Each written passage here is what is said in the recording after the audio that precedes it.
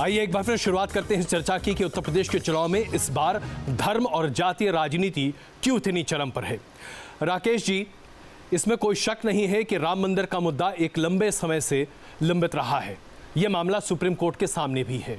लेकिन अगर राम मंदिर के मुद्दे को उठाकर सीधे कहा जाए कि राम मंदिर वही बनेगा, 2019 से पहले बनेगा, राम मंदिर बनने से कोई उसे रोक नहीं सकता, इस तरह के तमाम बातें अगर सामने आती हैं ठीक चुनाव से पहले, तो क्या इसे धार्मिक ध्रुवीकरण की राजनीति नहीं कहेंगे?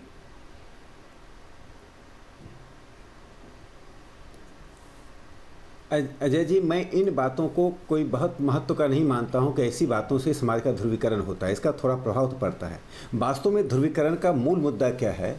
जब एक खास समुदाय को मेजॉरिटी कम्युनिटी के साथ मिलने नहीं दिया जाता है, जो एक इंटरैक्टिव होना चाहिए, वो नहीं हो पा रहा। उसके दो कारण मैं बता रहा हूँ। एक, अल्पसंख्यक के नाम पर अलग शिक्षण संस्थाओं की मांग करना, अल्पसंख्यक के नाम पर अलग प्रकार की सुविधाओं की मांग करना, रोजगार रोटी का भी सांप्रदायिकरण कर देना। इससे समाज में जो एकता, बुनियादी एकता होनी चाहिए था, वो नहीं हो पाता है। देखिए, बुनियादी एकता के लिए मैं एक छोटी सी बात कहकर अपनी बात समाप्त करता हूँ। जो म्यूचुअल सिंपैथी होता है, एक दूसरे के प्रति सहानुभूति, म्यूचुअल ट्रस्ट, एक दूसरे के प्रति परस्पर विश्वास, उसे समाप्त किन पार्टियों ने किया? जो पार्टियां सेकुलरवादी ताकतें कही जाती हैं, वे धर्म की राजनीति कर रही है, आइडेंटिटी पॉलिटिक्स वो कर रही है, जाति की राजनीति वो कर रही है। जिनका नाम समाजवादी पार्टी है वो जाति की राजनीति कर रही है, जिनका बहुजन समाज पार्टी नाम है वो सांप्रदायिकता की राजनीति कर रही है। तो मुझे लगता है कि इस पर एक ठोस सामाजिक पहल की आवश्यकता है, तभी इसका परिणाम चुनाव पर होगा। चुनाव तो एक प्रस्फुटीकरण है। जो समाज में जमीनी स्तर पर बंटवारा है, उसका प्रस्फुटीकरण चुनाव में होता है। मुकेश नायक जी, इसका जवाब शायद आप बेहतर दे सकते हैं।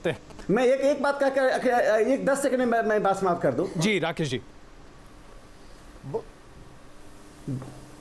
10 सेकंड मुझे दे दीजिए। जी देखिए अजय जी, केरल की स्थिति देख लीजिए, असम की स्थिति देख लीजिए, पश्चिम बंगाल की स्थिति देख लीजिए। किन राज्यों में इस प्रकार का ध्रुवीकरण नहीं कराया गया है? आखिर क्यों मुसलमानों को कमोडिटी समझकर वोट का वस्तु समझकर उपयोग किया जाता है? इसके लिए मैं मुस्लिम समाज के नेतृत्व को भी दोषी मानता हूं और सेकुलरवादी। आपने एक बहुत महत्वपूर्ण मुद्दा यहां पर उठाया और हम यहां पर इसका जवाब जरूर लेंगे। सबसे पहले मुकेश नायक जी से शुरुआत करता हूं मैं। जी मुकेश नायक जी, इसका जवाब दें प्लीज।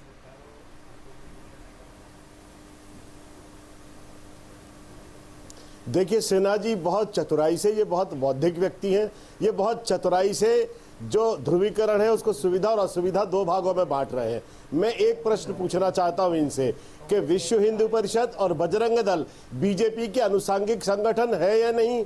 आप संस्थाबद्ध ढंग से भेदभाव फैला रहे हो, संस्थाएं बनाकर भेदभाव की विचारधारा को प्रोत्साहित कर रहे हो। एक उदाहरण दूंगा कि कितने निचले स्तर पर जाकर भेदभाव किया जाता है कि जब मोदी जी गुजरात के मुख्यमंत्री थे, अल्पसंख्यकों के लिए केंद्र सरकार से बच्चों की जो स्कॉलरशिप आती थी, इन्होंने 10 साल तक ये कह के स्कॉलरशिप लौटा दी कि हम अल्पसंख्यकों के लिए हमें खैरात की जरूरत नहीं है, ये वापस केंद्र सरकार को लौटा दी और बच्चों को बांटी नहीं। ये इस स्तर पर जाते हैं। और अभी कहीं कब्रिस्तान, कहीं शमशान घाट की बात करके प्रच्छन्न सांप्रदायिकता को फैला रहे हैं। बिल्कुल बिल्कुल राकेश जी, राकेश जी, अजय जी, मैं एक छोटा सा जवाब देकर मैं अजय जी, मैं एक छोटा सा 10 सेकंड का जवाब देना चाहता हूं। जी बिल्कुल।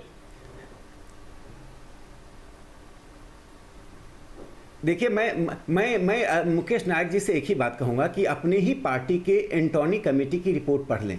एंटोनी कमेटी की रिपोर्ट सार्वजनिक नहीं हुई है, लेकिन जो बातें सामने आई हैं उसमें कहा गया यह पार्टी किसी खास समुदाय के साथ इतना आइडेंटिफाई हो गई है कि बाकी समुदाय से कटती जा रही है। देखिए, जब राजनीति में आप वोट के लिए किसी समुदाय विशेष को तुष्टिकरण करेंगे तो परिणाम बुरा होगा। कमेटी ने अपनी रिपोर्ट में कहा ही नहीं कि हमें अजय जी, मैं कांग्रेस पार्टी का प्रवक्ता हूं, लेकिन अभी आपने प्रधानमंत्री जी का नाम लिया, इसलिए मुझे लगता है कि संबित जी को भी एक मौका देना चाहिए। संबित जी, अनरियल है रियल हो गया, जो रियल है अनरियल हो गया। संबित जी,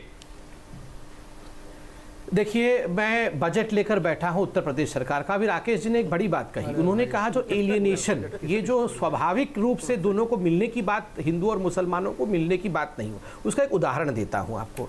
जो इनका 15-16 का बजट था, उसके अंतर्गत financial aid of 20,000 to every Muslim girl. देखिए समझ में आता है अगर यहाँ लिखा होता कि एवरी माइनॉरिटी गर्ल, सिख के बच्ची को भी देंगे, पारसी को भी देंगे, आप बाकी जो माइनॉरिटी है जैनियों को भी देंगे। आपने केवल लिखा कि 20,000 रुपए जो मुस्लिम लड़की है उसके पढ़ाई के लिए खर्च करेंगे और उसका नाम रखा हमारी बेटी उसका कल। देखिए बेटी तो गरीब हिंदू की भी है, बेटी तो गरीब सिख की भी है। आप आंकड़े ले रहे हैं तो मुझे भी कुछ आंकड़े मजबूरन देना पड़ेगा। 84% मुसलमान जो पसमंदा मुसलमान हैं उनकी आय 25,000 रुपए या उससे कम है सालाना। ऐसे तबके को अगर कोई सहूलियत दे रहा है तो क्या गलत दे रहा है? आप अगर आंकड़े रख रहे हैं तो मैं आपसे ये पूछना चाहता हूं, मैं आपसे ये पूछना चाहता हूं 40%। एक सेकंड, सारी हिंदू बच्चियों को ये सहायता मिलती है। नहीं, हिंदू मुस्लिम की बात छोड़िए, मैंने हिंदू मुस्लिम की बात छोड़ता हूं संबित जी। मैं आपसे पूछता हूं 40% मुसलमान अगर आर्थिक हिसाब से देखे जाए, 40% मुसलमान साल भर में 50,000 या उससे कम क्या आमदनी पाते हैं? क्या इनको आपको मदद नहीं करनी चाहिए? क्या ये हिंदुस्तान के नागरिक नहीं है? ये कौन सा दोहरापन है जो हम आज उठा रहे हैं साहब? चलिए मैं इसका जवाब देता हूं, और आपके प्रश्न में ही जवाब छुपा हुआ है। और आज पूरा जो बेसिक है डिबेट का उसका जवाब आपके प्रश्न में छुपा हुआ है जी। आप कह रहे हैं कि 40% मुसलमान आज गरीबी रेखा के नीचे है, बहुत दयनीय अवस्था में। बिल्कुल सही कह रहे हैं।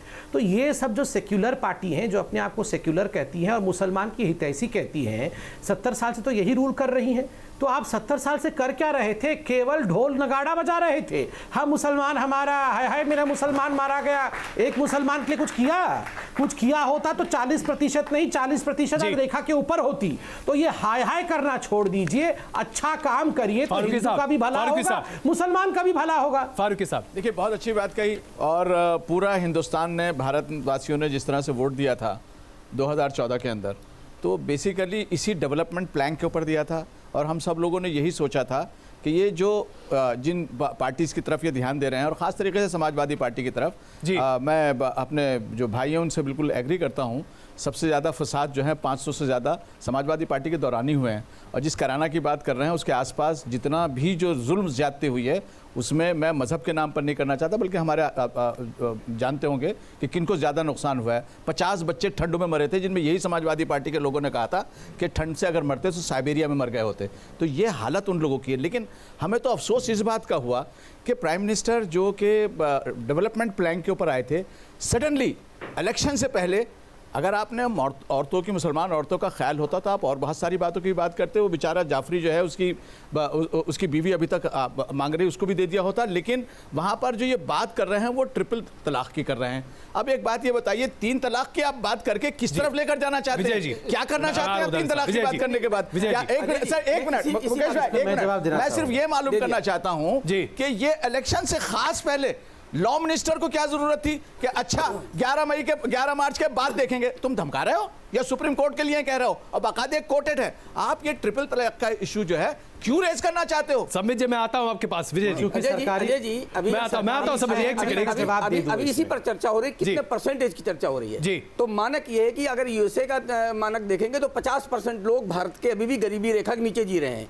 और अगर भारत का मानक देखेंगे जो जैसा भी होगा तो 36% लोग गरीबी रेखा के नीचे हैं। तो अभी आप तो केवल एक ही वर्ग की बात कर रहे थे कि 40% लोग नीचे जी रहे हैं। मैंने वो नहीं कहा। नहीं, अभी आप कह रहे थे विजय जी, मैंने दूसरे वर्ग के लोग कहेंगे विजय जी मेरी बात को पहले संदर्भ समझ लीजिए। पहले ना विजय जी प्लीज, वरना आप मेरे ऊपर ही तो मत लगा रहे हैं अभी यहाँ पर। मैंने जो बात कही, ना विजय जी प्लीज, नहीं, मैंने ये कहा कि मुसलमानों की आबादी में 40% ऐसे हैं जिनकी आमदनी 50,000 से कम है। मैंने मुसलमानों को भीतर कहा, वही बात मैंने देश की आबादी के हिसाब से नहीं कहा। आपने नहीं की, हमने दूसरा वर्ग गरीब नहीं होता है, केवल मुस्लिम। ये किसने कहा आपसे? ये मैंने तो नहीं कहा। दूसरा वर्ग गरीब नहीं होता है, ये मैंने नहीं कहा। आप ये बात विजय जी, ये प्लीज मेरे ऊपर इस तरह के आरोप मत लगाइएगा। आप बात तो उठाते मुझे ये समझ नहीं आता, आप लोग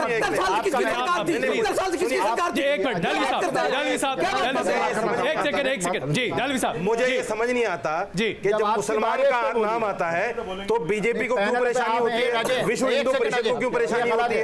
सच्चर कमेटी की रिपोर्ट, प्लीज आप शांत रहिए। अजय जी, सच्चर कमेटी की रिपोर्ट, जैसे आपने भी आंकड़े बताई हैं, अगर मुसलमान का नाम आता है तो बीजेपी के लोग उत्तेजित क्यों हो जाते हैं, या विश्व हिंदू परिषद को क्यों आग लग जाती है इस बात के लिए? मुसलमान को क्यों जा रहा है? मुसलमान को क्यों जा रहा है? मुसलमान को जाना क्या जुर्म है? नहीं, हम हिंदुस्तान के वासी नहीं क्या? हम हिंदुस्तान के वासी नहीं क्या? हम हिंदुस्तान में नहीं रहते क्या? अरे हम हिंदुस्तान में नहीं रहते क्या? आप हमें हिंदुस्तान से अलग देखना चाहते हैं? अजय मैं फारूकी साहब एक मिनट फारूकी साहब एक मिनट प्लीज 3 तलाक का जिक्र किया, एक मिनट अभी 3 तलाक का जिक्र किया सर। मौलाना एक मिनट में आप मैं समझता हूँ बात गलत कही आपने। उसकी वजह यह है कि जहां तक सच्चर कमेटी का हर चीज को हम उस तरह से न देखें तो अच्छा है। जैसे हमारे खुद अतर भाई ने शुरू में कहा, नहीं देखना चाहिए हमको। सच्चर कमेटी की एक वाहिद रिपोर्ट ऐसी है जिसको बीजेपी के तमाम लोगों ने एग्री किया है। बिल्कुल किसी कोई और जो बहुत सारे इश्यूज के ऊपर हम तो ऑन रिकॉर्ड हैं कि बहुत सारे इश्यूज के ऊपर बीजेपी में बहुत अच्छे मिनिस्टर्स हैं जिन्होंने हमारा वक्फ एक्ट बनाने में हमारी मदद करी। हम उन चीजों को इनकार नहीं रहे हैं। हम सच्चर कमेटी में एक भी बीजेपी के किसी एक मेंबर ने ये नहीं कहा है कि रिपोर्ट गलत है, लेकिन उसके ऊपर जो अमल दरामद होना चाहिए, विकास की बात होनी चाहिए, वो होनी चाहिए। भाई इलेक्शन के ऊपर आप इस वक्त ये यूनिफॉर्म सिविल कोड और ट्रिपल डिवोर्स की बात कर रहे हो। ट्रिपल तलाक का जिक्र आया, अभी ट्रिपल तलाक का जिक्र आया। बिल्कुल प्लीज आइए, मैं जवाब देना चाहता हूँ। सरकार से प्रश्न किया गया है, मुझे समय दीजिए। ट्रिपल तलाक का संबंध है क्योंकि सरकार से सवाल पूछा गया, मैं उत्तर देता हूँ। ट्रिपल तलाक का विषय कोर्ट में कोई भारतीय जनता पार्टी लेके नहीं गई थी। माननीय उच्चतम न्यायालय में इस विषय को हमारी मुस्लिम महिलाएं बहुत सारे पिटीशन के रूप में कई ग्रुप्स गई थी, और जब सर्वोच्च न्यायालय ने इस विषय पर सुनवाई की तो उन्होंने all India Muslim personal law board से भी अपना राय मांगा और सेंट्रल गवर्नमेंट से भी राय मांगा। जो सेंट्रल गवर्नमेंट ने राय दिया, सेंट्रल गवर्नमेंट ने कहा सब कुछ समानता के हिसाब से होना चाहिए, जनरल न्यूट्रलिटी। ठीक है, लेकिन चुनाव में इसे मुद्दा क्यों बना रहे हैं? सुन लीजिए, सुन लीजिए, मैं लड़ना नहीं चाहता हूं, मैं फैक्ट्स रखना चाहता हूं। प्लीज कमाल फारूकी जी मुझे बोलने दीजिए, मुझे बोलने दीजिए प्लीज फारूकी साहब। देखिए फारूकी साहब, all India Muslim law board ने 3 कारण दिए कि क्यों होना चाहिए ट्रिपल तलाक। उन्होंने माना कि इस्लाम में ट्रिपल तलाक कोई सर क्या ये इलेक्शन इशू है उस पर आइए। सर क्या ये इलेक्शन इशू है उस पर आइए। सर आप क्या ये इलेक्शन इशू है उस पर? नहीं, सब बात गलत बात कर रहे हैं आप ये बताइए क्या ये इलेक्शन इशू है? सुन तो लीजिए। नहीं, आप इलेक्शन इशू है या नहीं है? हाँ या ना में कहिए बात। ये बात आप गलत बात मत कीजिए। बिल्कुल होना चाहिए। क्यों इशू है क्या ये? होना चाहिए। सुन तो लीजिए Ajay ji, please election issue है ये। अजय जी मुझे 10 सेकंड दे तो दीजिए बोलने के लिए। मैं सुन रहा था। समित जी प्लीज बताइए, प्लीज जी। 3 कारण दिए गए कि क्यों ट्रिपल तलाक होना चाहिए। एक कारण दिया गया कि मुसलमान महिलाओं की बुद्धि पुरुषों से कम होती है। कहां डिस्कस कर रहे हैं? हम कह रहे हैं ये बताओ क्या ये चुनाव का मुद्दा है? क्या ये उत्तर प्रदेश के विकास का मुद्दा है? अजय इसमें मैं छोटी टिप्पणी में दिल्ली आपके संबित जी कह रहे हैं बिल्कुल है। मुझे पता नहीं साहब, मगर आप महिलाओं से पूछिए, अगर कोई पार्टी कहेगी कि महिलाओं की बुद्धि पुरुषों से कम है तो क्या उससे सहमत? जो राकेश सिन्हा जी ने शुरू, बिल्कुल इस देश के अंदर लोक मंथन होना चाहिए, एक दूसरे के साथ आना चाहिए। ये हमने सुन लिया। इसी देश का ताना बाना था कि अलीगढ़ मुस्लिम यूनिवर्सिटी से साहब सिंह वर्मा पढ़ के आते हैं और दिल्ली के मुख्यमंत्री बनते हैं। यही देश है जहां बीएचयू यानी बनारस हिंदू यूनिवर्सिटी से एस के खान बन के आते हैं और पौंडेचेरी के बीजी बनते हैं। ये पहली बात सुन लीजिए, ये वही देश है जहां प्रधानमंत्री आसाम के अंदर, और आप सुन तो लीजिए, मैं आपसे ये वही देश है जहां प्रधानमंत्री खानापाड़ा में अगर आजान की आवाज होती है तो अपनी स्पीच रोक देते हैं, और अमित शाह जी अपनी आवाज, जब मगरिब की आवाज आती है तो कलकत्ता में अपनी आवाज। ये देश बड़ा सहनशील है। मेरा कहना ये, सुन लीजिए, ट्रिपल तलाक की अगर आप बात कर रहे हैं चुनावी मुद्दा है, तो मैं इनसे एक बात पूछना चाहता, सुन लीजिए ना, आप सुनते नहीं है। मैं इनसे एक बात पूछना चाहता हूं कि पूरा नागालैंड 3 महीने तक इसलिए जलता रहा कि वहां आपने, सरकार ने कहा कि हम 33% रिजर्वेशन जो है वो निकाय चुनाव में लागू करेंगे, लेकिन नागा लोगों का कहना यह था कि आर्टिकल 371 के तहत आप नागालैंड के अंदर केंद्र के और सुप्रीम कोर्ट के किसी भी फैसले को हमारे बगैर नहीं शामिल कर सकते। आपने फैसला बदला। एक तरफ आपने, सुन लीजिए, महाराष्ट्र के अंदर आपने गवर्नमेंट चलिए हम नागालैंड की बात नहीं कर रहे हैं, हम बात यहाँ ऑर्डर बदला। सरस्वती जी के लिए आपने ऑर्डिनेंस पास किया। जी आइए सरस्वती जी आप आइए। देखिए एक बात मेरी दहलवी जी, आप देखिए सोच संबित सकते पात्रा हैं जी कि से एक महिलाओं निवेदन की करना बुद्धि चाहता कम हूं, होती है ये अपनी पुरुषों पार्टी से, को बताएं मगर मैं नहीं और मानता, सारे संसद को हमारी तैयार करें, सरकार या नहीं तो यहाँ पे मानती है। यूनिफॉर्म सिविल दहलवी कोड हो, जी की वरना महिलाओं भैया की जब बुद्धि मुस्लिम कम होती है लॉ पुरुषों है से। तो इन्हें करने दीजिए हमारा अपने हिसाब मानना से। है कि बिल्कुल, दोनों मैं की हम बुद्धि लोग बराबर है। दूसरी बात करना है। मैं तो ये कह रहा हूं भाई, ये नहीं, सुनिए मेरी बात सुनिए, देखिए मेरी बात सुनिए। बहुत महत्वपूर्ण या बात। तो संविधान का राज चले, संविधान तय करे, वरना इन्हें अपना तय करने दीजिए मौलानाओं को। इसमें हम लोगों को क्यों इसमें फंसाया जा रहा है? मेरे को समझ नहीं आ रहा। तो उसे विकास का चेहरा बता रहे हैं, तो ये मैं इनसे सहमत नहीं हूं। आपकी सच्चाई एक मिनट मेरी बात सुनो। आपकी सच्चाई और हो सकती है, मेरी सच्चाई बिल्कुल अलग है। दूसरी बात, आज देश बंटवारे के कगार पर है दोबारा से। अगर इसे बचाना चाहते हो तो सत्य पे आओ। तो आप ही लोग बीमारी को जिम्मेदार हैं नहीं उसके पहचानना लिए। चाहते, पहले भी आप ही लोग थे, अभी भी आप ही लोग का हैं। उपचार करना चाहते हो, कैंसर का उपचार नहीं करना चाहते। तो अगर देश को बांटना है संबित तो इसी जी, तरह संबित जी बहस ये करते रहिए, वरना समस्याओं पर आइए। टिप्पणियां नरसिंह सरस्वती जी की है। अखिल भारतीय संत परिषद का राष्ट्रीय संयोजक जो और राम जन्मभूमि आंदोलन के प्रणेता स्वामी मगर ब्रह्मानंद जो सरस्वती जी कहता का है कि शिष्य। कायर लोग राकेश मोदी जी। जी को विकास का चेहरा मानते हैं, वो देश को बांटने वाली बात कर रहे हैं। राकेश जी, यही कहा। राकेश जी। ये कहा मैंने, मोदी जी हिंदुत्व का चेहरा थे, मोदी जी हिंदुत्व का चेहरा थे। एक बात सरस्वती जी से कहना चाहता हूँ, जी। एक बात सरस्वती जी से पूछना चाहता हूँ। सरस्वती जी ससम्मान आपसे एक बात पूछना जी, पूछिए, चाहता हूं। पूछिए। अभी आपने कहा कि ट्रिपल तलाक का विषय जो है वो मौलाना पे छोड़ देना चाहिए। बिल्कुल मैं आ रहा हूं सर। विषय मौलाना पे क्यों छोड़ देना चाहिए? इसलिए कहा क्यों छोड़ देना क्योंकि ये चाहिए? लोग कर नहीं सकेंगे कुछ भी पुरुषों पे इसमें। क्यों छोड़ देना चाहिए? केवल एक मुद्दा ना, बना ना, के छोड़ देंगे, गलत। जैसे राम मंदिर को छोड़ दिया, सरस्वती जैसे धारा 370 को छोड़ दिया, बहुत सारे मुद्दे हैं जो बना के छोड़ दिए गए, और ये मुस्लिम महिलाओं को भी ऐसी करके छोड़ देंगे। जिनकी सोच रूढ़िवादी है, वो विजय जी, महिलाओं को आप गड्ढे में किस ढकेलने तरफ का हैं? काम कर रही है। आप किस तरफ हैं? नहीं मैं नेताओं की तरफ नहीं हूं भाई, मैं सत्य और धर्म की तरफ हूं, मैं सन्यासी हूं, मैं नेताओं का दलाल नहीं हूं। मैं 3 दिन से एक बात कह रहा हूं। ना सन्यासी भी हो सकते हैं, मगर महिलाओं का विषय कॉन्स्टिट्यूशन के दायरे से, संविधान के चश्मे विजय जी, विजय एक मिनट लगता होगा। विजय जी एक मिनट प्लीज। महिलाओं की बुद्धि विजय जी, विजय जी, संविधान का मानना है कि विजय जी आप कहाँ खड़े हैं? मैं स्पष्ट खड़ा हूँ, दिशा बिल्कुल ठीक है। बताइए तो सही। मैं दोराहे पर नहीं खड़ा हूँ। अभी 3-4 दिन से मैं एक ही बात कह रहा हूँ कि उत्तर प्रदेश में जो बयानबाजियां हो रही हैं, उन बयानबाजियों का कारण क्या है कि मुस्लिम महिलाएं जो त्रस्त थी, जो मतलब उनको दमन किया जा रहा था, उनको उकेरने का काम देश के प्रधानमंत्री ने किया। उससे भय खा करके ये बयानबाजी हो रही है, वो कारण है। मेरी दिशा बिल्कुल ठीक है। एक मिनट मैं विजय जी से पूछना चाहता हूँ, विजय जी से पहले जो लोग लव जिहाद की बात कर रहे थे, क्या लव जिहाद आज भी कर रहे हैं? कर नहीं रहे थे सरस्वती, कर नहीं रहे थे, आज भी कर रहे हैं, आज भी कर रहे हैं, आज भी कर रहे हैं, तमीज से आज भी कर रहे हैं। क्या उन्हें न्याय मिलवा दिया? क्या उन्हें न्याय मिल गया? पहले हिंदू की औरतों को तो दिलवा दो जिनके नाम पे तुम सत्ता में आए हो, उसके बाद मुसलमानों की बात कर लेंगे। कासमी साहब, सुप्रीम कोर्ट से तो मजाक मत करिए। कासमी साहब, कोर्ट से तो मजाक मत करिए। मुझे बड़ी हैरत होती है संबित पात्रा जी, आप जैसे लोग जब इस तरीके से तथ्य से हट करके बात करते हैं। सच्चाई है कि एक तरफ तो आप बजट लेकर के यूपी का, मैं बहुत ही एक सेकंड में आपसे संबित पात्रा जी को जानना चाहूंगा। एक तरफ मुसलमानों के बैकवर्डनेस की बात होती है, आप एक्सेप्ट करते हैं, जब उसी बैकवर्डनेस को खत्म करने के लिए अगर रूलिंग गवर्नमेंट या कांग्रेस अगर कोई स्टेप लेती है तो आप मुखालफत करते हैं। एक तरफ अगर इसका आप यूपी का बजट दिखा रहे हैं कि इसमें मुस्लिम नाम लेकर के जो है ये बजट पास किया गया है, दूसरी तरफ आपके सेंट्रल गवर्नमेंट ने मदरसा मॉडर्नाइजेशन के नाम पर 100 करोड़ का बजट रखा है। क्यों रखा है मदरसा मॉडर्नाइजेशन के नाम पर? क्यों माइनॉरिटी मिनिस्ट्री है और उसमें मुसलमानों के नाम पर अलग अलग स्कीमें चल रही है? हटा दीजिए सबको अगर हिम्मत है आप में तो। ये इस तरीके का दोहरा चेहरा आपका कब तक चलेगा संबित पात्रा जी? संबित जी 100 करोड़ रुपए केंद्र सरकार ने हुनर के लिए दिए। जी बस मेरे पास सिर्फ 30 सेकंड है संबित जी, 30 सेकंड प्लीज। देखिए सही बात है कि मुसलमानों के लिए पैसा आवंटन होना चाहिए, मगर कॉन्स्टिट्यूशन आर्टिकल 14 कहती है कि इक्वालिटी रखिए। उसका अर्थ ये नहीं है कि हिंदुओं को होना चाहिए। आप ये देख लीजिए 200 करोड़ रुपए आप कब्रिस्तान के देंगे। राकेश जी मैं बहुत क्षमा चाहता हूँ आपसे, मैं आपके पास नहीं आ पा रहा था। यहाँ भी देखिए हमें बोलने नहीं दिया जा रहा है। आप देखिए बोलने की बात ही नहीं करते ना। संबित जी आपकी आवाज बिल्कुल नहीं दब सकती। यहाँ भी कैराना बना रहे हैं, बिल्कुल नहीं ऐसा कैराना बना रहे हैं। संबित जी आप तो मुझ पर ही आरोप लगा रहे हैं। नहीं आपको बस ब्रेक के बाद पूरा मौका दूंगा, मैं आपको ब्रेक का पूरा मौका दूंगा। लेकिन अभी राकेश जी से मैं क्षमा चाहता हूं, मैं आपसे नहीं बात कर पा रहा था। राकेश जी प्लीज 1 मिनट, सिर्फ 1 मिनट में बताइए।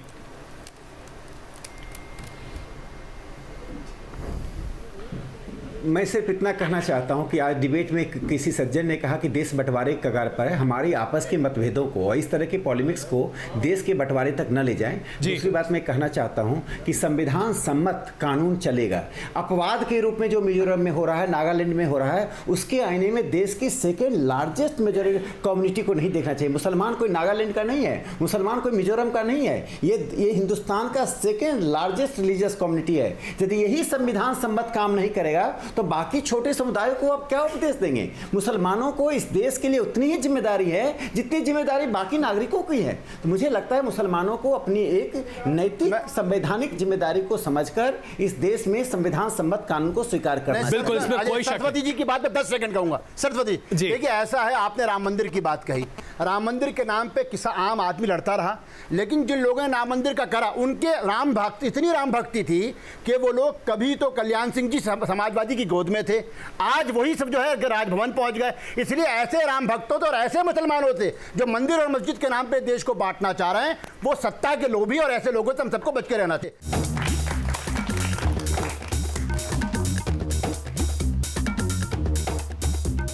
इस बात को कहने में कोई गुरेज नहीं कि कम से कम इस चर्चा में वो तमाम मुद्दे आज सामने आए हैं और कई बातों पर स्पष्टता भी जरूर आ रही है कि आखिरकार हमारे देश में राजनीतिक अवसरवाद की ये राजनीति कब तक चलती रहेगी। इसमें कोई शक नहीं है कि राजनीति उत्तर प्रदेश के चुनाव में चरम पर है, लेकिन क्या धर्म और जाति आधारित राजनीति ही हमारे देश के विकास का रास्ता है? और अगर नहीं तो यह कब बंद होगा? शुरुआत राकेश जी मैं आप ही से करता हूं, कब बंद होगी इस तरह की राजनीति?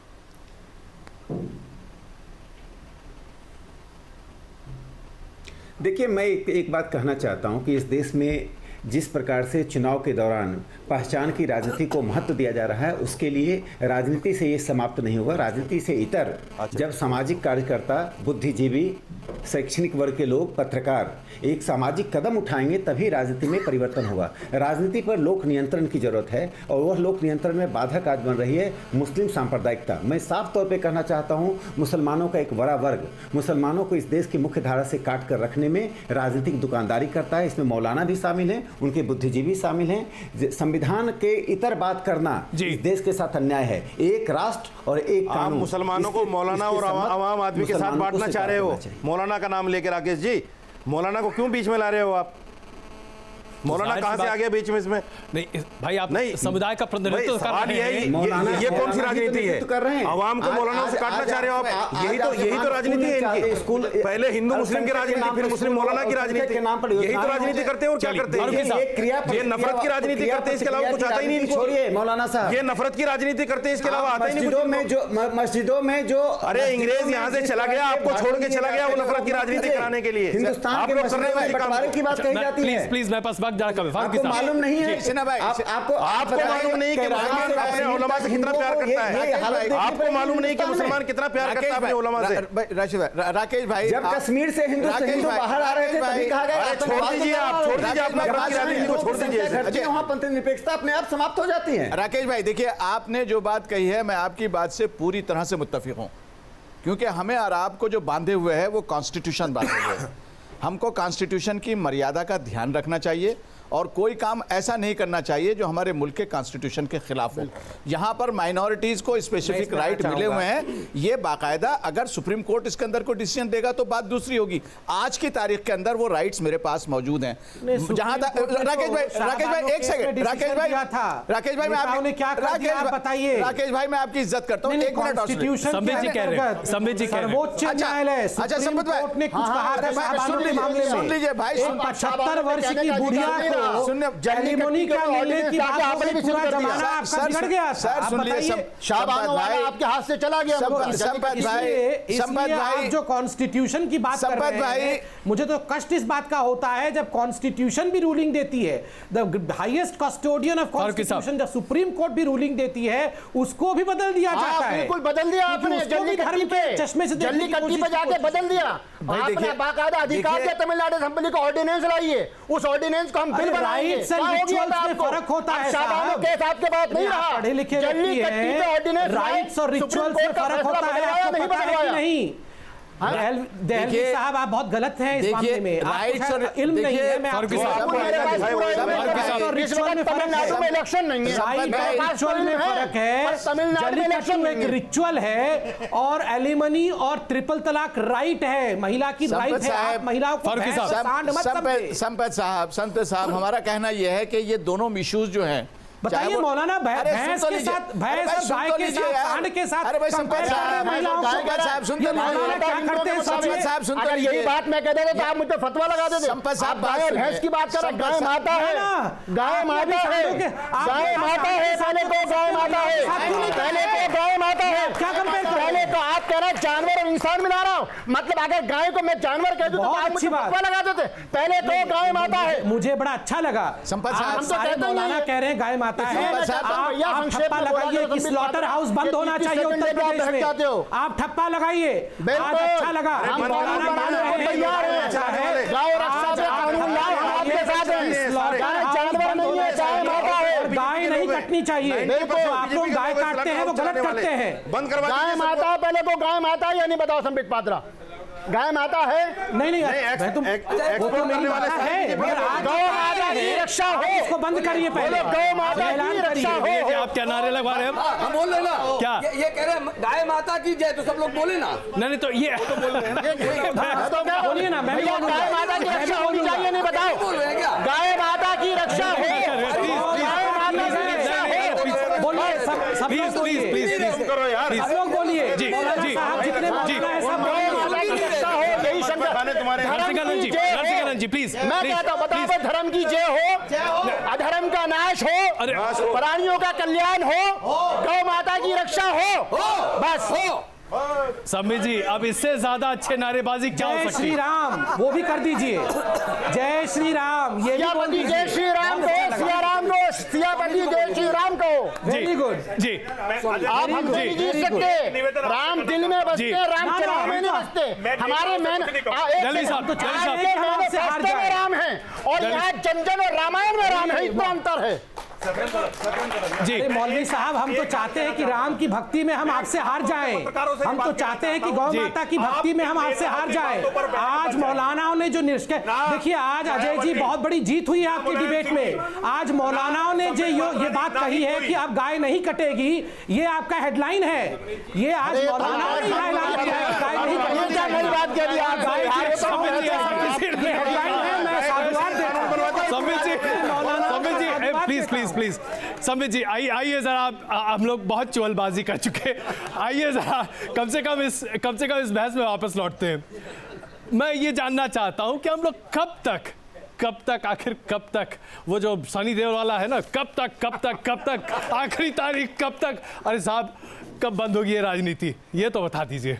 मुझे एटीएम से पैसे दिलवा दीजिए, बाकी कुछ नहीं चाहिए। आपने मेरे से पूछा, मैं बता देता हूं। बिल्कुल मैं आप ही से पूछ रहा हूं। जिस दिन उत्तर प्रदेश के पुलिस स्टेशन में भेदभाव नहीं होगा, जिस दिन बिजली वितरण में भेदभाव नहीं करेंगे, और ये होता है, हम चाहे यहाँ कितना नकारते रहे, जिस दिन कैराना से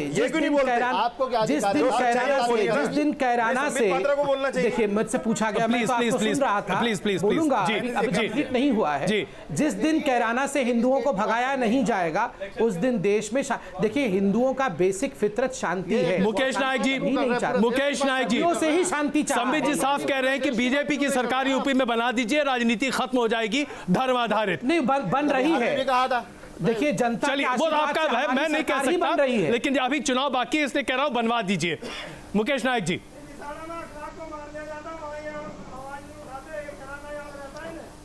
अरे चुनाव बाकी है, इसलिए तो संविद महापात्रा जी अपनी इस डिबेट में चुनाव को प्रभावित कर रहे हैं। वो वही भेदभाव की बात कर रहे हैं जिस पर बहस चल रही है, उसी बहस को वो आगे बढ़ा रहे हैं। और मैं ये कहता हूं कि उत्तर प्रदेश के चुनाव में मैं अभी 15 दिन रह के आया हूं जी। जिस तरह का संस्थाबद्ध जातिवाद, जिस तरह की संस्थाबद्ध सांप्रदायिकता भी उत्तर प्रदेश में है, इसको दूर होने में अभी बहुत समय लगेगा। तो यानी कि अभी इतनी जल्दी कुछ होता नहीं दिखाई दे रहा। विजय जी, उत्तर प्रदेश के चुनाव में तमाम लोगों ने समझ लिया है कि कौन नफरत की राजनीति कर रहा है, वो उसी आधार पर वोटिंग भी कर रहे हैं। ये बहुत अच्छी बात है। अजय जी, बहुत सीधी बात है। ये समता समानता की बातें यहाँ पर खूब होती हैं जी। ये समता समानता की बातें जमीन पर जहाँ लोग रहते हैं, जो देखते हैं, अगर जिस दिन वहां समता समानता की काम होना शुरू हो जाएगा, उस दिन की ये जो हम डिस्कशन कर रहे हैं, शायद इसकी भी आवश्यकता नहीं पड़ेगी। तो ये कैसे होगा? नहीं, आपका दिल साफ हो जाएगा। ये कैसे होगा? कौन करेगा? इन लोगों का दिल साफ हो जाएगा। मैं बताता हूँ कैसे होगा। मैं बताता हूँ कैसे होगा। कम से कम ऐसे नहीं होगा जैसे हम कर रहे हैं। वो जमीन पर जाकर खड़े होकर के लोगों के साथ खड़े होकर वहां पर से कहिए राम मंदिर की राजनीति छोड़े, मैं लंबा कर दूंगा। ये स्वतंत्रता की बात कर रहे थे, और जब जेएनयू में भारत के बंटवारे की बात हो रही थी, सभी भारत के बंटवारों के साथ खड़े थे। ये भी बहुत लंबी बात कर रहे हैं। ये बंद हो जाएगा उस दिन समता समानता की बात हो जाएगी। दिल साफ हो जाए, चाहे वीएचपी या आरएसएस हो, उसी दिन सारी चीजें खत्म हो जाएंगी, ये भेदभाव खत्म हो जाएगा। अगर इन लोगों का दिल साफ होता तो सिर्फ मैं दिल्ली की मिसाल दे देता हूँ कि दिल्ली ही में विश्व हिंदू परिषद वाले 123 प्रॉपर्टीज पर गैर जरूरी तौर पर बिला जरूरत स्टे लेकर के और वक्फ बोर्ड की प्रॉपर्टी को बर्बाद कर रहे हैं। सब मस्जिदें हैं, 123 प्रॉपर्टी वक्फ बोर्ड की, और उस पर कोर्ट में जाकर के स्टे लेकर के और उस जमीन को बर्बाद कर रहे हैं। कोर्ट पर आपको विश्वास है ना? कोर्ट पर विश्वास है? आपको जरूरत क्या है? अरे हम जाकर के मंदिर पर जाकर स्टे ले रहे हैं। मस्जिद है, नमाज हो रही है, प्रॉपर्टी है, आप परेशान कर रहे हैं। आप परेशान कर रहे हैं बिला जरूरत। हम किसी मंदिर पर जाकर कल स्टे ले लें। राम मंदिर पर कब्जा जमाने की कोशिश कर रहे हैं। वो आप परेशान कर रहे हैं। आप लोग दिल साफ नहीं है। यहाँ पर भगवान अरे जिस पार्टी की बुनियादी हिंदुत्व और उससे आप क्या मतलब जो फारूकी साहब ने कही बात संविधान की, सिन्हा साहब ने कही इस बार में लोक मंथन की, मौलाना साहब ने भी की, और जो तिवारी जी ने कही। देखिए, इस देश का ताना बाना इतना मजबूत है कि कश्मीरियों के पंडितों के दुखद पलायन के बावजूद आज भी कश्मीरी पंडितों का सरनेम मुल्ला ही रहा, और कश्मीर में इतनी नफरत के बावजूद कश्मीरी मुसलमानों का सरनेम पंडित ही रहा, शफी मोहम्मद पंडित और नारायण मुल्ला। ये देश नेताओं से और यूपी से नहीं चलेगा, ये देश हिंदू और मुसलमानों से चलेगा, और ये ताना बाना ऐसे ही मजबूत रहेगा। और ये सब सुंदर सुंदर बातें करने से यहाँ नहीं, मेरे प्रधानमंत्री को जवाब देना, आपको अगर जवाब देना हो तो तुम ना प्रधानमंत्री जवाब दे रहे हैं, वो तो बहुत अच्छा काम कर रहे हैं। आप लोगों ने कश्मीर से पंडितों को भगा दिया। हम लोगों ने नहीं करा, हम लोग तो यहाँ बैठे हुए थे साहब। कुछ नहीं होगा। आप थे, आपकी सरकार है, आपकी सरकार है, बाप बेटी की सरकार है। अब जो प्रधानमंत्री सरकार आपकी है, पंडितों को वापस ले जाना आपकी जिम्मेदारी है। कश्मीरी पंडितों को वापस ले जाना संबित पात्रा की जिम्मेदारी है, बाप बेटी की सरकार की जिम्मेदारी है। धारा ने भगाया, और आज यहाँ डायलॉग करने से कुछ नहीं होने वाला है। चुनावों पे बहस करें तो हमें मुद्दे ये लेके बैठना चाहिए कि पिछली बार इन्होंने क्या कहा था, उसमें से कितना कर दिया। बिल्कुल, क्योंकि अगर हम इनके काम को देखेंगे तो हमें पता चलेगा नेताओं का काम जीरो है, और ये अपनी असफलता को ढकने के लिए पूरे समाज को बर्बाद कर देना चाहते हैं। बहुत अच्छी बात, मैं बिल्कुल सही बता रहा हूं आपको जी, क्योंकि इनकी सफलता है जीरो। ये देश दुनिया में, देखिए मैं यूरोप में पढ़ा, मेरी पूरी जवानी यूरोप में कटी, मैंने ये बहुत पहली बार ये मुल्क है जो पीछे जा रहा है दुनिया में, वरना पूरी दुनिया आगे जा रही है। जब मैं यहाँ स्टूडेंट था, आंकड़ों में ये तो आंकड़ों के बाजीगर होते हैं, लेकिन मैं एक बहुत छोटा सा आंकड़ा बताता हूं। जब मैं पढ़ने बैठता था तो बड़ी मुश्किल से लाइट जाती थी, आज यूपी में बड़ी मुश्किल से लाइट आती है। लेकिन हम हैं कहां? हम बहस में राम मंदिर की जब बात हुई थी, राम मंदिर, देखिए राम मंदिर आस्था का मुद्दा था। अगर राम मंदिर सुप्रीम कोर्ट से सॉल्व होना था तो इतना बवाल नहीं करना था, और अगर इनमें ताकत थी तो बना देना था। इन पे पहले भी सरकार रह चुकी है, अब भी सरकार है। देखिए मैं कह रहा हूं, बहुत महत्वपूर्ण। मैं जरा राकेश जी आपसे इस पर चर्चा चाहता हूं। अगर राम मंदिर बनना था तो बना देना था, आस्था का मुद्दा है, उस पर राजनीति नहीं होनी चाहिए, ये बात तो हर कोई कहता है, लेकिन इतनी राजनीति क्यों हो रही है? जब मामला कोर्ट में ही जाना था तो आज क्यों? तो कोर्ट में डिसाइड करने दीजिए। भगवान राम आस्था की, सभ्यता की, संस्कृति के प्रतीक हैं, तो ये सहमति क्यों नहीं जताते हैं?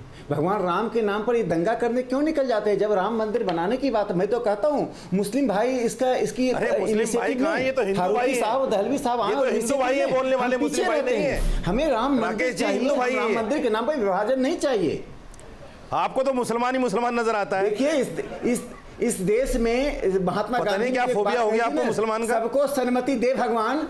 देखिए सबको में आप भी आते हैं, सन्मति लीजिए। राम को बेच खाया बीजेपी ने, राम को बेच खाया संबित जी, राम को बेच खाया बीजेपी ने। आपको मानना पड़ेगा ईश्वर अल्लाह एक है।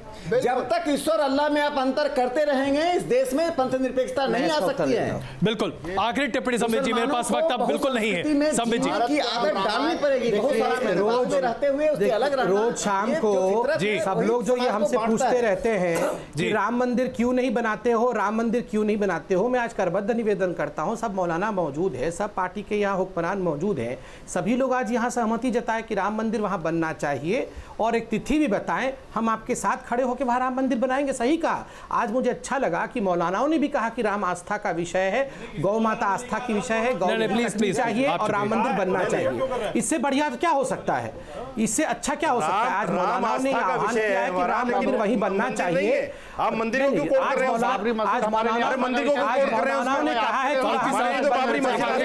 सभी लोग आज यहाँ पर सभी लोग सहमत बताए सब चलेंगे बनाने के लिए। बताइए ना मौलाना साहब, टिप्पणी कर दे प्लीज। पात्रा जी, आप मंदिर बनाना चाहते हो, कुछ जवाब दो पहले। संपत साहब, आपकी राजनीति खत्म हो जाएगी, मंदिर बना दिया तो। संपत साहब, मंदिर बना ही नहीं सकते आप। नहीं, संपत साहब प्लीज सुन लीजिए। आप क्या राम को समझेंगे? अरे भाई नहीं, आप लोग राम को, अरे आप नहीं समझ पा रहे राम को। अच्छा प्लीज, मैं बस आखिरी टिप्पणी के लिए, आखिरी टिप्पणी का वक्त है। संबित जी, आप लोग हमारे संबित जी प्लीज, फारूकी साहब का एक आखिरी कमेंट ले रहा हूं मैं। संबित जी बिल्कुल, आप बेच रहे हैं राम को, आप बेच रहे हैं राम को, राम मंदिर चाहता हूं, मेरे पास सिर्फ 2 मिनट बचे। जी, हम संबित पात्रा बेच रहे हैं राम मंदिर को। प्लीज, हम चाहते हैं कि पूरी बहस जो है एक पॉजिटिव नोट के ऊपर खत्म हो। बिल्कुल। और आज हमारे राकेश भाई भी और हमारे बीजेपी के संपत भाई भी इस बात का यहाँ सबके सामने विश्वास दिलाएं कि हम कानून को मानेंगे। सुप्रीम कोर्ट के अंदर जो राम जी के मंदिर के बनाने के ऊपर जो बाकायदा केस है, जिसमें खुद हिंदू पार्टीज भी हैं, मुस्लिम पार्टीज भी हैं। अच्छा, जब दो भाइयों में झगड़ा होता है, उत्तर प्रदेश में गुंडा अरे भाई आप पता नहीं गुंडे आप हैं या समाजवादी, हमसे क्यों पूछते हो यार? ये तो वक्त बताएगा आपको। लेकिन सवाल ये पैदा होता है, सवाल ये पैदा होता है, सवाल ये पैदा होता है, हमारे को चिंता मत करिए, भाई देखिए चयनित धर्मनिरपेक्षता की बार बार आप करते हैं। भाई देखिए सेकुलरिज्म नहीं चलता है। भाई देखिए ऐसा है, कहीं तो आप संविधान का सहारा लेते हैं, कहीं संविधान से इतर बात करते हैं। नहीं, हम संविधान की बात करते हैं, हम संविधान की बात कर रहे हैं। सेकुलरिज्म अभी भी हम संविधान की बात कर रहे हैं और करते ही रहेंगे। जब यूनिफॉर्म इसी की बुनियाद के ऊपर हमने साइन किया था कॉन्स्टिट्यूशन को। देखिए कॉन्स्टिट्यूशन को साइन करने वाला मैं भी हूं और आप भी हैं। बात आती है तब सब कम्युनिटीज ने साइन किया है। हम कॉन्स्टिट्यूशन पर बिलीव करते हैं और हम इसलिए कहते हैं कि कॉन्स्टिट्यूशन की बात करें। जी नहीं, मेरा एक ही माइंड, देखिए एक बड़े विद्वान थे बीवी जॉन ने कहा था कि देश को सबसे ज्यादा नुकसान सेलेक्टिव सेकुलरिज्म से हो रहा है और इस सेलेक्टिव सेकुलरिज्म। मैं चाहता हूं कि आप जरा आइडेंटिफाई कर कहें, क्योंकि शायद वो आपको देख नहीं पा रहे। संबित पात्रा जी से जो भारतीय जनता पार्टी के प्रवक्ता हैं और राकेश सिन्हा जी से जो संघ के विचारक, इनसे कहना चाहता हूं जी, जितनी ताकत इनके पास आज है दोबारा नहीं होगी। ये बातों में समय न जाया करें, अगर कुछ कर सकते हैं तो करके दिखा दें, वरना इतिहास देख रहा है इन लोगों को। इनकी गलतियों को कभी इतिहास क्षमा नहीं करेगा। 10 साल के अंदर मत करिए, 10 साल के अंदर इस देश का जनसंख्या का अनुपात बदलने वाला है और फिर ये लोग कहां होंगे। आज फिर मैं बता के जाना चाहता हूं, आप कुछ भी कहें, ये लोग केवल इसलिए आज वहां बैठे हैं क्योंकि हम लोगों ने इन्हें हिंदू माना था, हिंदू समझा था। हमने इन्हें मुसलमानों को, में राष्ट्रीय स्वयंसेवक संघ एक ऐसी ताकत है, ये गलतफहमी है। ये फील्ड में कुछ और कहते हैं और टीवी पर बैठकर कुछ और कहते हैं, सत्ता में आने से पहले कुछ और कहते हैं, सत्ता में आने के बाद कुछ और कहते हैं। बाल बाका भी नहीं कर सकता। संबित जी आखिरी टिप्पणी। संबित जी सिर्फ राजनीति पर निर्भर मत रहिए, राजनीति से बाहर एक ऐसी ताकत बनी है जो इस देश को पुनः 40 के पहले नहीं जाने देगी। संबित जी आखिरी टिप्पणी आपकी प्लीज, बस 30 सेकंड। देश बदलने का संकल्प लेके तब कांग्रेस और महात्मा गांधी थे, अब राष्ट्रीय स्वयंसेवक संघ और मोहन भागवत हैं। दोनों के बुनियादी अंतर को समझिए। आज जो हिंदू समाज की जो चेतना का स्तर है, वो राष्ट्रीय चेतना के स्तर के सामने किसी भी अलगाववादी ताकत को हम परास्त करने में राजनीति आप कर रहे हो, देश बदलेगा नहीं, देश और टूट जाएगा। इस डिबेट को यहीं पे खत्म करना पड़ेगा, लेकिन इसमें कोई शक नहीं है कि आज बहुत लोगों ने बहुत खुलकर बातें कही हैं, दिल की बातें सामने आई हैं। चलिए इसी से समाधान निकल जाए तो उससे बेहतर और क्या हो सकता है। आप सबका बहुत धन्यवाद इस चर्चा में शामिल होने।